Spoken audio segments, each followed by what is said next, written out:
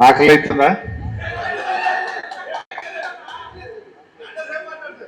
లేదే, ఒకటైంది కదా.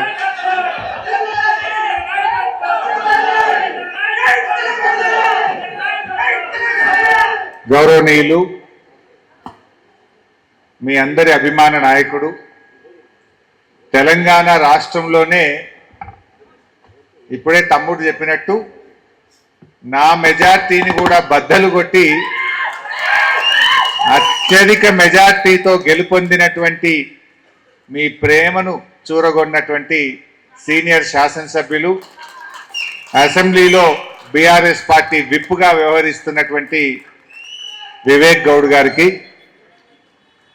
Medchal BRS party అధ్యక్షులు, శాసన మండలి సభ్యులు తమ్ముడు షంబీపూర్ రాజు గారికి, అదేవిధంగా గౌరవనీయులు రాగిడి లక్ష్మారెడ్డి గారికి, గౌరవ శాసన మండలి సభ్యులు, ప్రజాకవి, ప్రజల బాధలు ఎక్కడుంటే ప్రజల గలంగా, ప్రజలలో ఒకడుగా అన్ని రకాల సామాజిక ఉద్యమాలకు, తెలంగాణ ఉద్యమానికి ఊతమిచ్చి వెన్నుదన్నుగా నిలిచినటువంటి పెద్దలు గోరేటి వెంకన్న గారు, సాగర్ గారు, బాలరెడ్డి గారు, స్థానిక కార్పొరేటర్ సత్యనారాయణ గారు, ఎస్సీ ఎస్టీ కమిషన్ చైర్మన్గా పనిచేసిన తమ్ముడు ఎర్రోళ్ళ శ్రీనివాస్ గారు, వేదిక మీద ఉన్న గౌరవ కార్పొరేటర్లు, ముఖ్యంగా మంత్రి సత్యనారాయణ, జగన్, సురేష్ రెడ్డి, మహమ్మద్ రఫీ, వేదిక మీద ఉన్న పెద్దలు, వివిధ కాలనీల నుంచి ఇక్కడికి వచ్చేసినటువంటి అధ్యక్షులు, కార్యదర్శులు, 22A బాధితులు, ఈ ప్రభుత్వ బాధితులు, మీడియా మిత్రులు అందరికీ పేరు పేరున నమస్కారం.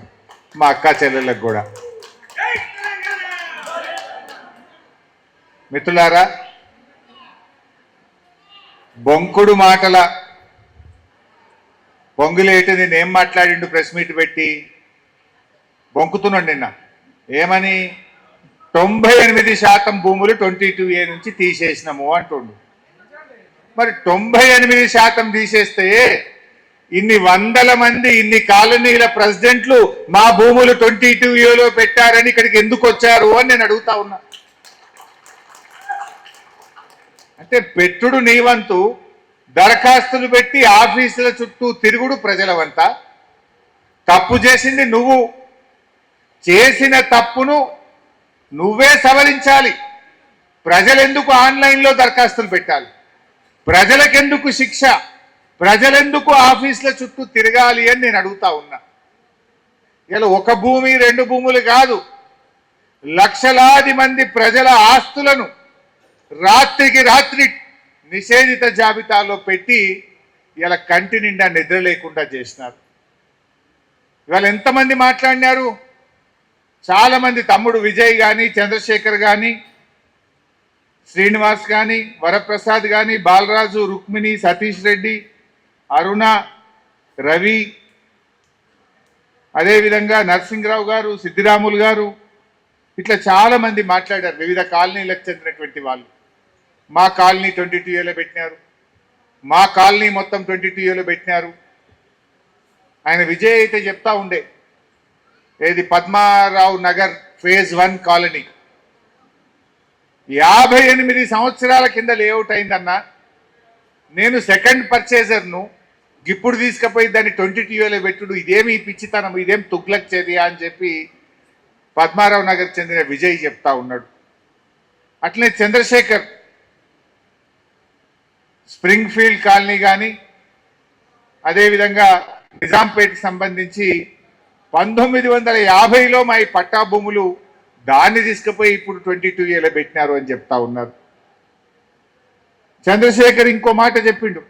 Chandrasekhar Mudiraj spring field colony మహబూబ్ నగర్కి చెందిన ఒక కాంగ్రెస్ పార్టీ ఎమ్మెల్యే విల్లాకు 30,000, ప్లాటుకు 30,000 కలెక్ట్ చేస్తున్నాడు. ఆ పైసలు తీసుకపోతేనే గవర్నమెంట్లో పని అవుతుంది అని చెప్పి ఏజెంట్లు తిరుగుతున్నారన్న అని చెప్తున్నాడు.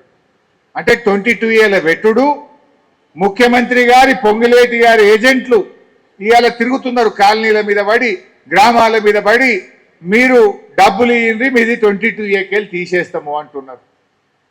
నిన్న ఒక ఆయన తెలంగాణ భవన్కి వచ్చిండు, అమీన్పూర్ అనుకుంటా. మా భూమి ఎందుకు 22A పెట్టిండ్రు అని ఎంఆర్ఓ దగ్గర పోయిందట. మాకు తెలియదు, ఆర్డీఓని అడుగుపో అన్నాడట. ఆర్డీఓ దగ్గర పోయిందట. నాకు తెలియదు, కలెక్టర్ని అడుగుపో అన్నాడట. కలెక్టర్ దగ్గర పోయిందట.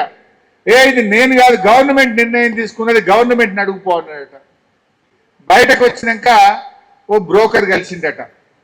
ఇక చూడుబాయి ఒట్టిగా తీసేస్తారా, బర్రె పాలు ఉత్తగిస్తుందా, సొప్పేస్తేనే పాలు ఇస్తుంది, గదేందో చూసుకోపో అంటుండట. అంటే ఈ 22A వెనుక ఉన్న కథ ఏంటంటే కమిషన్లు దొబ్బుడు. ఇలా కేసీఆర్ గారు ముఖ్యమంత్రిగా ఉంటే ప్రజలు కేంద్రంగా కేసీఆర్ గారు పరిపాలన చేసినారు. ప్రజలకు ఏం కావాలి?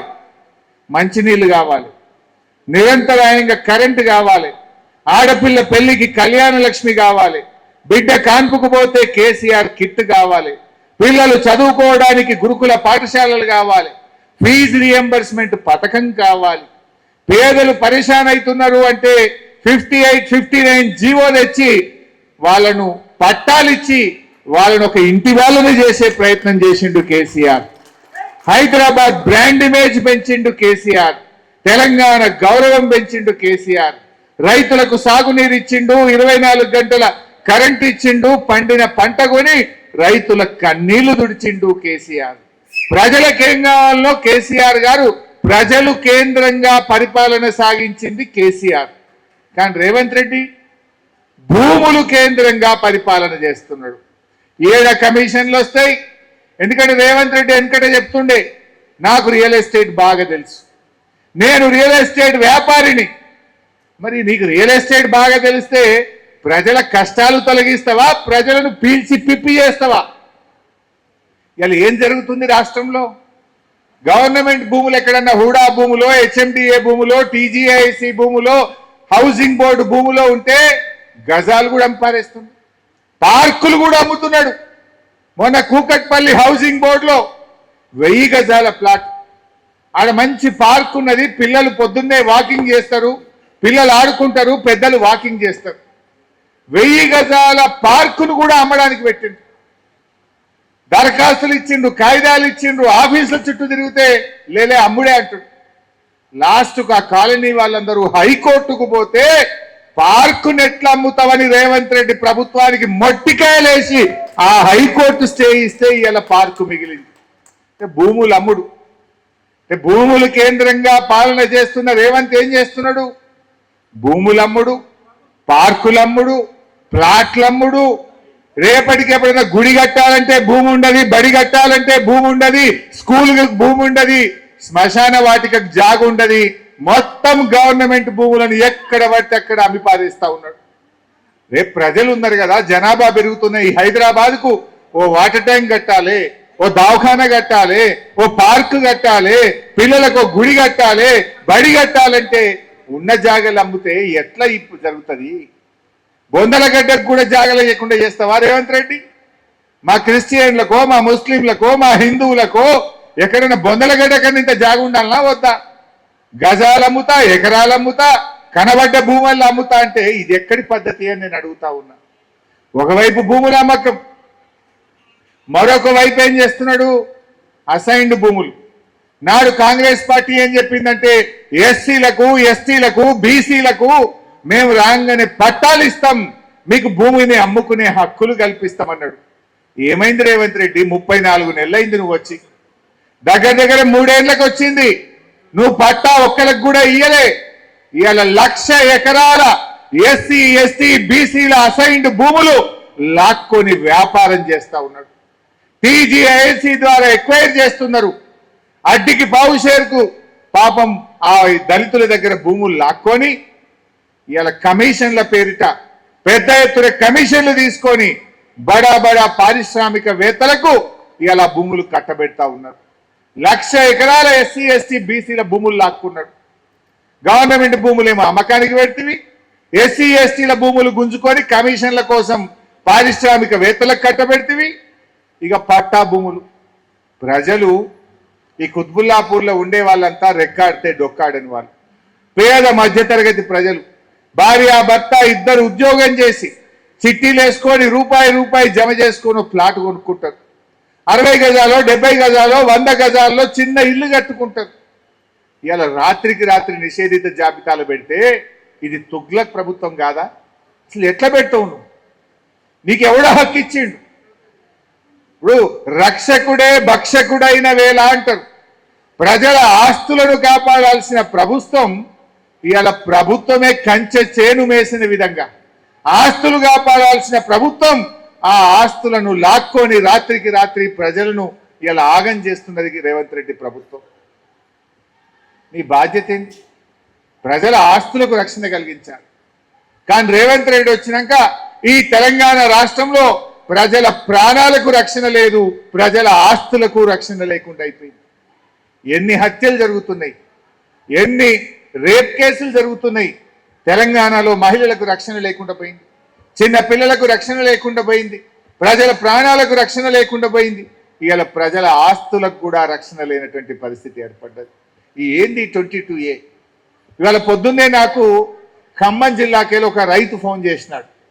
ఒకటే ఫోన్ కొడుతుండే, నేనేమో పబ్లిక్లో ఉన్నా, ఫోన్ ఎత్తితే ఆ రైతు చెప్తున్నాడు, ఎర్రుపాలెం మండలం భీమవరం గ్రామం, ఈ 22A ఒక హైదరాబాద్లో లేదు, మొత్తం తెలంగాణలో 1 కోటి ఎకరాల భూమిని 22Aలో పెట్టింది. రైతు లాగం, ఇండ్లు కట్టుకున్నో లాగం, ప్లాట్లు కొనుక్కున్నో లాగం, బిడ్డ పెళ్లికి లగ్గాని కోసం అల్లునికి ఇస్తామని ఒక ప్లాట్ కొంటే అది కూడా 22Aలో పెట్టిండు. అంత ఆగమే ఉన్నది. ఖమ్మం జిల్లా ఎర్రుపాలెం మండలం భీమవరం గ్రామం నుంచి పొద్దున్నే ఒక రైతు ఫోన్ చేసిండు, అన్నా మా ఊర్లో 361 మంది రైతుల భూములన్నీ 22Aలో పెట్టిండ్రన్నా, మేము ఏం కావాలి, మాకు పరిశాన్ అవుతుంది అంటాడు. ఇలా వ్యవసాయ భూములు 22Aలో పెడితే రైతు బంధు రాదు, ఎరువులు దొరకవు, విద్యుత్ కనెక్షన్ రాదు, ఎవడన్నా ఆపదకో సంపదకో అమ్ముకుందామంటే ఆ భూమి అమ్ముడుకోని పరిస్థితి. ఆ ఎర్రుపాలెంలో 3000 ఎకరాలు ఉంటే సగం భూమిని 22Aలో పెట్టిండ్రు. ఇవాళ 361 మంది రైతులం ఆగమైపోయినాం. అన్నా జర టైం ఇస్తే హైదరాబాద్కి వచ్చి కలుస్తాము అని నాకు ఖమ్మం జిల్లాకి వెళ్ళి పొద్దున ఫోన్ చేస్తా ఉన్నారు. నిన్న సాయంత్రం యాదాద్రి జిల్లా రాజాపేట్ మండలం చల్లూరుకి ఒక తమ్ముడు ఫోన్ చేసిండు. ఆ చల్లూరు నుంచి తమ్ముడు ఏమంటాడంటే, మా ఊరు సగం 22Aలో పెట్టిండ్రు అన్న అంటాడు. అరే ఊరెందుకు పెట్టారా తమ్మి అంటే, ఏమో అన్న ఇది తుగ్లక్ గవర్నమెంట్ ఉన్నది, 150 ఇండ్లు దాదాపు సగం ఊరును 22Aలో పెట్టిండ్రు అన్న, మా ఊర్లో కానీ లగ్గం ఉన్నది అమ్ముకానికి పెట్టిండు, బేరమైంది, రిజిస్ట్రేషన్ ఆఫీస్కి పోతే 22Aలో ఉన్నది, కాదుపో అంటున్నాడు. అరే ఇదేందన్నా మేము ఆగమైపోయినా, మా ఊరంతా ఆగమైతుంది అని నిన్న యాదాద్రి జిల్లా చల్లూరుకేలో ఒక తమ్ముడు ఫోన్ చేసి బాధపడతా ఉన్నాడు. నిన్న మా పటాన్ చెరువు ఎమ్మెల్యే మహిపాల్ రెడ్డి ఫోన్ చేసిండు, అదే మా దగ్గర అమీన్పూర్ పోలీస్ స్టేషన్ 22Aలో పెట్టిండ్రు అంటూ. ఏవైపోయాయి, ఎటువాయి? నిన్నోగా ఆయన చెప్తుడు, అంతెందుకన్నా రేవంత్ రెడ్డి ఇల్లు కూడా 22Aలో పెట్టిండ్రు అంటుండు. తుగ్లక్ గవర్నమెంట్ అయిపోయింది మొత్తం, పాగల్ ముచ్చట. ఎటు పోతుంది ప్రభుత్వం? ఇవాళ ఆలోచించాల్సినటువంటి అవసరం ఉంది. కానీ జరుగుతున్నది ఏంది? మొన్న మీరంతా టీవీల్లో పేపర్లలో చూసిండ్రు, రేవంత్ రెడ్డి తమ్ముడికేమో 100 కోట్ల విలువ కలిగిన భూమిని రేవంత్ రెడ్డి తమ్ముని కంపెనీకేమో కట్టబెట్టిండు. నీ తమ్మునికేమో గవర్నమెంట్ భూములు అడ్డికి పావు షేరుకు కట్టబెడతావు, ప్రజల ఆస్తులేమో 22Aలో పెట్టి ఆగం పట్టిస్తావు. ఎటుపోతుంది గవర్నమెంటు? నీ తమ్ముడికేమో 100 కోట్ల భూములు ఆ కంపెనీల పేరు మీద కట్టబెడతావు, గరీబోళ్ళై పేద ప్రజలై తాతలు తండ్రుల నాటి కష్టం చేసిన ఆస్తులనేమో ఇవాళ 22Aలో పెట్టి ఇవాళ ప్రజల జీవితాలతో చెలగాటం ఆడుతున్నటువంటి పరిస్థితి ఇలా అర్థం చేసుకోవాలి. మా తాపత్రయం ఒక ప్రధాన ప్రతిపక్షంగా మీకు ధైర్యం ఇవ్వాలి, ఈ ప్రజల పక్షాన పోరాడాలనేటువంటి ప్రయత్నం చేస్తూ ఉన్నాం. ఇందాక తమ్ముడు షంబీపూర్ రాజు చెప్పినట్టు మొన్న మల్కాజిగిరిలో మీటింగ్ పెట్టంగానే రాసుకున్నారట మొత్తం. వీడు ఇంట్లో కూడా ఒక 20 మంది ఇంటెలిజెన్స్ వాళ్ళు ఉంటారు, ఓడు రికార్డ్ చేస్తాడు, ఓడు రాసుకుంటాడు, ఎవడెవడు హరిశన్నని కలిసిండు, ఎవరు ఏ కాలనీ వాళ్ళు సమస్య చెప్పిండ్రు, ఇవి అడిగి పోతాయి, రేపటికల్లా అన్ని తీసేస్తారు మీ అన్ని. అదన్నా కనీసం కానీ సంతోషం. అట్లీస్ట్ మా పోరాటం, మా ప్రయత్నం, మా గొంతు మీలాంటి పేదలకు ఇంత మేలైతే సంతోషం. మొన్న మల్కాజ్గిరి పోయినాం, తెల్లారి వరకు సగం మంచిగా అయినాయట. మొన్న తెలంగాణ భవన్కు కొంతమంది వచ్చిండ్రు, జనతా గ్యారేజ్, మాకు ఈ ఇబ్బంది ఉందా అంటే అన్ని రాసుకున్నారట, సాయంత్రం కల్లా వాళ్ళకి ఫోన్లు పోయినాయట. సరే కానీ అట్లీస్ట్ ఇవాళ ప్రభుత్వం తప్పు చేసినా ఎవడో ఒకడు ముళ్ళు కట్టబెట్టి పొడవాలన్నా వద్దా, తప్పును ఎత్తి చూపాలన్నా వద్దా? ఇవాళ ప్రజల గొంతుకై బీఆర్ఎస్ పార్టీ పనిచేస్తుంది. ప్రజలే కేంద్రంగా, ప్రజల ఇబ్బందులే కేంద్రంగా, ప్రజల కష్టాలే కేంద్రంగా, ఎక్కడ సమస్య ఉంటే అక్కడ బీఆర్ఎస్ పార్టీ ప్రజల పక్షాన నిలబడి పోరాటం చేస్తూ ఉంది. ఈరోజు ఎన్ని కాలనీలు, రుక్మిణి ఎస్టేట్స్ అని కానీ, శ్రీరామ్ నగర్ కాలనీ కానీ, మహదేవ్పురం కానీ, మల్లారెడ్డి నగర్ కానీ, చెన్నకేశవ నగర్ కానీ, రంగానగర్ కానీ, గాజుల రామారం కానీ, అదేవిధంగా నిజాంపేట్ కానీ, ఇట్లా అనేక కాలనీల్లో బీఆర్ఎస్ ఉన్నప్పుడు రిజిస్ట్రేషన్లు అయినాయి. బీఆర్ఎస్ గవర్నమెంట్ ఉన్నప్పుడు మాకు ఇబ్బంది కాలేదు. ఈ 22A వచ్చినాక, ఈ కాంగ్రెస్ గవర్నమెంట్ వచ్చినాకనే మాకు ఇబ్బంది అవుతుంది అనేటువంటి విషయాన్ని మీరు అన్ని కాలనీల వాళ్ళు చెప్తా ఉన్నారు. తప్పకుండా మాకు నమ్మకం ఉంది, ఈ ప్రభుత్వం పరిష్కరిస్తుంది అని నమ్మకం ఉన్నది. ఒకవేళ పరిష్కరించకపోతే సెప్టెంబర్ 7వ తారీఖు నాడు అసెంబ్లీ ఉన్నది, ఆ అసెంబ్లీని దద్దరింపజేసి, అసెంబ్లీని స్తంభింపజేసి, ఈ ప్రభుత్వం మెడలు వంచైనా మీ భూములను తిరిగి మీ హక్కులు మీరు పొందే విధంగా బీఆర్ఎస్ పార్టీ మీ గొంతుకై పరిష్కరిస్తుంది. డెఫినెట్ గా పోరాటం.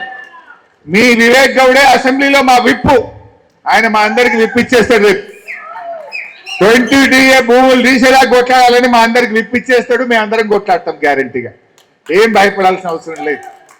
ఎందుకంటే ఇందులో న్యాయం ఉన్నది, ధర్మం ఉన్నది. మీరు అడుగుతున్న దాంట్లో ఇలా తప్పు పొంగులేటి శ్రీనివాస్ రెడ్డిది. నువ్వు తప్పు చేస్తే ప్రజలకు శిక్ష ఎందుకు? తప్పు ప్రభుత్వాన్ని, శిక్ష ప్రజలదా? నువ్వు రాత్రికి రాత్రి అత్యాశకు పోయి నువ్వు డబ్బులు సంపాదించాలనే దురాశలో ఈ పొంగులేటి శ్రీనివాస్ రెడ్డి ఈ భూములన్నీ 22Aలు పెట్టిండు. కానీ పొంగులేటి శ్రీనివాస్ రెడ్డికి తెలియదు ఒకటి ఉంటది, నీ డబ్బు దురాశనే నీ దుఃఖానికి ఏదో ఒకనాడు కారణమైతుంది. మిస్టర్ పొంగులేటి శ్రీనివాస్ రెడ్డి, దురాశ ఎన్నటికైనా చేటే. నువ్వు ఈ 22Aలు పెట్టాలి, కమిషన్లు కొట్టాలి, 30% వసూలు చేయాలని చేసిన ఒక కుట్రతోని ఇలా లక్షలాది మంది ప్రజల జీవితాలు ఆగమైనాయి. అరే పెళ్లిలు ఆగమవుతున్నాయి, దవాఖానకు పెట్టేళ్ళకి పైసలు లేక బ్యాంకులకు కుదబెడదామంటే బ్యాంకులు తీసుకోవట్లేదు, అప్పులు ఇచ్చేవాడు అప్పులు ఇస్తలేడు, అమ్ముకుందామంటే కొనేవాడు లేడు, ప్రాపర్టీల విలువ తగ్గిపోయింది. ఆనాడు కేసీఆర్ గారు ఉంటే మీ ఆస్తుల విలువ పెరిగింది. 10 ఏళ్ల కేసీఆర్ ప్రభుత్వంలో 5,000 గజం ఉన్నది 10,000 అయింది, 10,000 గజం ఉంటే 20,000 అయింది కేసీఆర్ గారి ప్రభుత్వంలో. కానీ రేవంత్ రెడ్డి వచ్చినాక నాకు రియల్ ఎస్టేట్ తెలుసు, నాకు రియల్ ఎస్టేట్ తెలుసు అంటే ఢమాలు అన్నది. డామ్ అన్నది రియల్ ఎస్టేట్. 50,000 గజం పోయింది, ఇప్పుడు 20 కూడా కొంటలేడు ఎవడు. 20,000 గజం పోయింది, అరే ఇంట్లో లగ్గం ఉన్నది 10,000 తీసుకో అంటే కూడా వద్దు వద్దు అంటుండు. నాకు ఇంత పిచ్చి తుగ్లక్. ఓ దిక్కు హైడ్రా పెట్టిండు, ఓ దిక్కు 22A పెట్టిండు.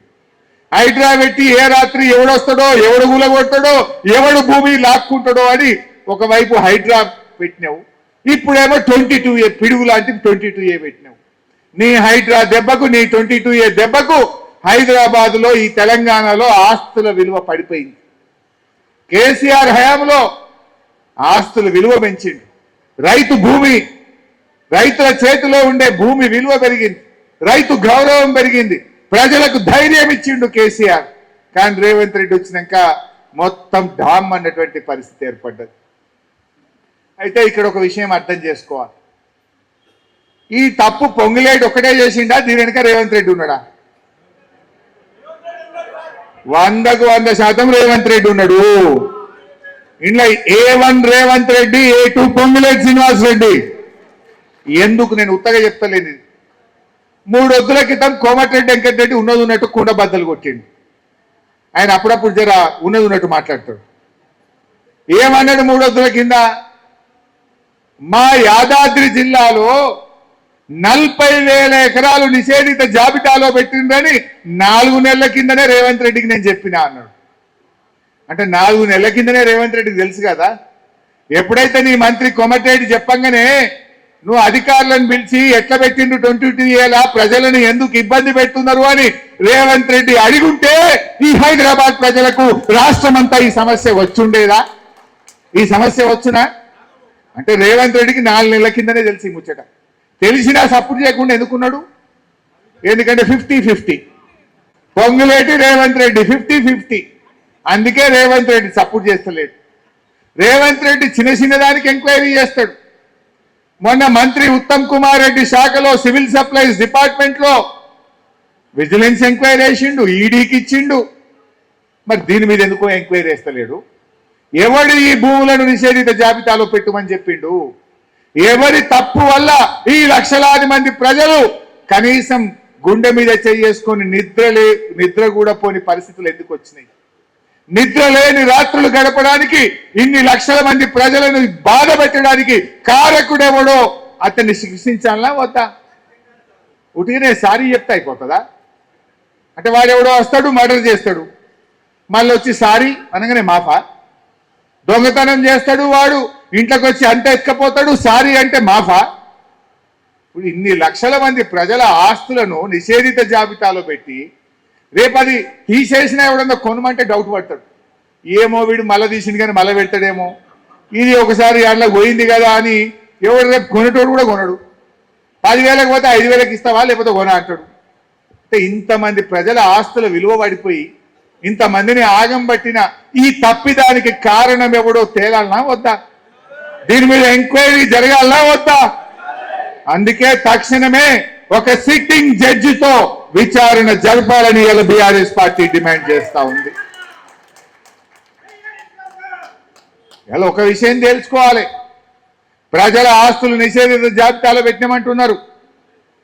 మర్యాద కొద్ది తీసి తప్పు చేసిన వాడిని శిక్షించి నిర్ణయం తీసుకుంటే మీరు బతుకుతారు, పరిష్కరిస్తే బతుకుతారు. పరిష్కరించకపోతే ఈ ప్రజల పాదాల కింద నలిగి చేస్తారు, జాగ్రత్త అని చెప్పి హెచ్చరిస్తా ఉన్నా. ప్రజల ఆస్తులను మీరు నిషేధిస్తే ప్రజలందరూ కలిసి కాంగ్రెస్ పార్టీని నిన్ను కూడా నిషేధిస్తారు మిస్టర్ రేవంత్ రెడ్డి. ఆ విషయం ఇవాళ గుర్తుపెట్టుకోవాల్సిన అవసరం ఉంది. నీ చేతిలో అధికారం ఉండొచ్చు, ప్రజల చేతిలో కూడా ఓటు అనే ఒక అధికారం ఉంది. టైం వచ్చినప్పుడు వాళ్ళు నీ సంగతి ఎంతో కూడా చూపిస్తారు, నీకు చెప్తారు. నీకు ఇవాళ అందుకే బీఆర్ఎస్ పార్టీ ఒక డిమాండ్ చేస్తుంది, అసలు ఏది పెట్టినావు ఏది తీసినావు ఒక వైట్ పేపర్ రిలీజ్ చేయి, పబ్లిక్ డొమైన్లో పెట్టు. ఎందుకు సీక్రెట్గా పెడుతున్నావు? ఇలా నిషేధిత జాబితాల లిస్టు భూభారతిలో బ్లాక్ చేసేసింది, కనబట్టలేదు. దాన్ని ఎందుకు బ్లాక్ చేసినావు? ఎందుకు సీక్రెట్గా పెడుతున్నావు? అంటే దీన్ని బట్టి ప్రజలకు అనుమానం కలుగుతుంది. అంటే నువ్వు ఏది పెట్టినావు ఏది తీసినావు? పెట్టుడు నీ వంతు, దరఖాస్తులు పెట్టి ఆఫీసుల చుట్టూ తిరుగుడు ప్రజల వంత. ఏది నిషేధిత జాబితాలో పెట్టినారో మీకు తెలుసు కదా, నువ్వే కదా పెట్టినట్టు తీసేయి, ప్రజల ఆస్తులకు రక్షణ కల్పించు, హక్కుదారుగా ప్రజలకు మళ్ళీ హక్కులు కల్పించు అని మేము కోరుతా ఉన్నాం. నువ్వు పెట్టుడైంది, ప్రజలు ఆఫీసుల చుట్టూ తిరుగుడైంది. ఇదే పొంగులేటి ఒక 15 రోజుల కింద ఏమన్నాడు? మా కాంగ్రెస్ గవర్నమెంట్ వచ్చినాక ఒక్క ఎకరా కూడా పెట్టలేదు అన్నాడు. ఒక్క ఎకరా పెట్టకపోతే సారీ ఎందుకు చెప్పినావు? తప్పైందని ఎందుకన్నావు? పెట్టింది నువ్వే, తప్పు చేసింది నువ్వే గనక ఢిల్లీలో జరిగినట్టు జెన్జీ ఎట్లా ముట్టడిచ్చిందో, ఏడ సెక్రటరీ ముట్టడిస్తారో, నా ఇల్లు ముట్టడిస్తారో అని ఈ డ్రామాలు పెట్టినావు నువ్వు. సారీ చెప్పినంత మాత్రాన కాదు. అందుకే ఇవాళ రేవంత్ రెడ్డి మేము ఒకటే కోరుతున్నాం, తక్షణమే పొంగులేటి గారిని బర్తరఫ్ చేయాలి. ఇవాళ రియల్ ఎస్టేట్ వ్యాపారుల చేతుల్లో ప్రజల ఆస్తులు పెట్టడమే తప్పు. పొంగులేటి రియల్ ఎస్టేట్ వ్యాపారి ఎంతసేపు ఆస్తులు ఎట్లా సంపాదించాలి, పైసలు ఎట్లా సంపాదించాలి, బేరం ఎట్లా చేయాలని ఆలోచిస్తాడు. ఇవాళ అటువంటి రియల్ ఎస్టేట్ వ్యాపారుల చేతుల్లో ప్రజల ఆస్తులు కాపాడే రెవెన్యూ శాఖ పెట్టడమే ఈ ప్రభుత్వం చేసిన తప్పు. రేవంత్ రెడ్డి నీకు ఇందులో వాటా లేకపోతే, నీ తప్పిదం లేకపోతే తక్షణమే పొంగులేటి శ్రీనివాస్ రెడ్డి బర్తరఫ్ చేసి నీ నిజాయితీ రుజువు చేసుకోవాలని చెప్పి కూడా ఈరోజు బీఆర్ఎస్ పార్టీ పక్షాన మేము డిమాండ్ చేస్తా ఉన్నాం. ఎందుకంటే ఈరోజు ధరణి ఏం చెప్పింది ఆ రోజు బీఆర్ఎస్ మీద? బట్టగాల్చి మీదేసింది. ఏదో ధరణి తప్పు చేసింది అని చెప్పిండ్రు, ధరణిని బంగాళాఖాతంలో వేస్తామన్నారు. కానీ మీరు చేసింది ఏంది నాయన? ఇప్పుడు మొత్తం ప్రజల బతుకులు బంగాళాఖాతంలో వేసింది, ప్రజల జీవితాలను బంగాళాఖాతంలో వేసింది. మీరు పెట్టిన భూభారతి భూమేతగా మారిపోయింది. భూభారతి సాక్షిగా ఈ అక్రమాలన్నీ కూడా ఈరోజు జరుగుతున్నటువంటి పరిస్థితి మనకు కనబడతా ఉంది. ఇలా ఒక ధర్మకర్తగా ప్రజల ఆస్తులు కాపాడాల్సినటువంటి ప్రభుత్వం కబ్జాదారు పాత్ర పోషిస్తూ ఉంది. ఎట్లా న్యాయం జరుగుతుంది? 22 పెట్టుడు నేను ఇందాక చెప్పిన చూడు, కలెక్టరేట్ పోతే బర్రెపాలు ఉత్తగిస్తా అదే సొప్పయ్యాలన్నట్టు ఈ ఏజెంట్లు తిరుగుతుంది. ఇప్పుడు ఈ కాలనీలు 22 పెట్టుడు, పెద్ద పెద్దోళ్ళ భూములు రాత్రికి రాత్రి 22 పెట్టుడు, ముఖ్యమంత్రి గారి రెవెన్యూ మంత్రి గారి ఏజెంట్లు 30% దేవో హమ్ క్లియర్ కర్తే. ఎన్ని రోజులు తిరుగుతావు కోర్టు చుట్టూ, ఎన్ని రోజులు తిప్పలు పడతావు ఆఫీసుల చుట్టూ, సపరేట్గా 30% ఇయర్ అదే అయిపోతుంది. ఇట్లా ఏజెంట్లు తిరుగుతూ ఉన్నారు ఈ రాష్ట్రంలో. అందుకే ఇవాళ బీఆర్ఎస్ పార్టీ ఇంకో విషయం కూడా చెప్పాలి నేను. రేవంత్ రెడ్డి పొంగులేటి మాకు బేరాలు తెలుసు, మాకు రియల్ ఎస్టేట్ తెలుసు, మేము రియల్ ఎస్టేట్లో మా అంత తీస్మార్కాన్లు లేరు అని మీరు మాట్లాడుతున్నారు. కానీ మాకు పోరాటాలు తెలుసు, మీ మెడలు ఎట్లా వంచాలనో మాకు తెలుసు. ఉద్యమాలు చేసినాం, పోరాటాలు చేసినాం. ఢిల్లీ మెడలు వంచి కేసీఆర్ గారు తెలంగాణ తెచ్చింది.